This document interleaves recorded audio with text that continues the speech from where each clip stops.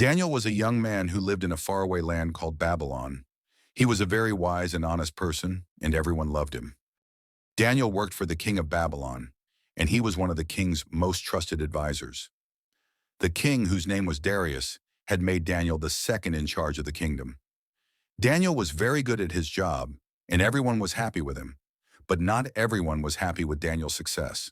Some of the other advisors were jealous of Daniel and wanted to get rid of him. They started to plot against him, trying to find a way to get him in trouble. They knew that Daniel was a good man and couldn't find anything bad to say about him. One day, the advisors went to the king and said, "Your Majesty, we think that you should make a law that no one can pray to anyone but you for the next 30 days. If anyone breaks this law, they should be thrown into a den of lions." The king liked the idea and made the law. He didn't realize that it was a trick to get Daniel in trouble. Daniel heard about the law, but he didn't listen to it. He knew that he had to pray to his God, and he did. Daniel prayed 3 times a day, and he always thanked God for his blessings. He knew that God would take care of him, no matter what happened. The advisors saw Daniel praying and told the king. The king was sad, but he had to follow the law. He ordered his guards to take Daniel and throw him into the lion's den.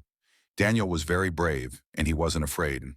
As he walked to the den, he said, "God, I trust you. I know that you will take care of me." The guards closed the door, and Daniel was alone with the lions. The lions were big and fierce, but Daniel wasn't afraid. He knew that God was with him. He lay down and went to sleep, surrounded by the roaring lions. The king couldn't sleep that night thinking about Daniel. He went to the den early in the morning and called out to Daniel. "Daniel, did God save you from the lions?" he asked. Daniel replied, "Yes, Your Majesty. God sent his angels to shut the lions' mouths. They didn't hurt me at all."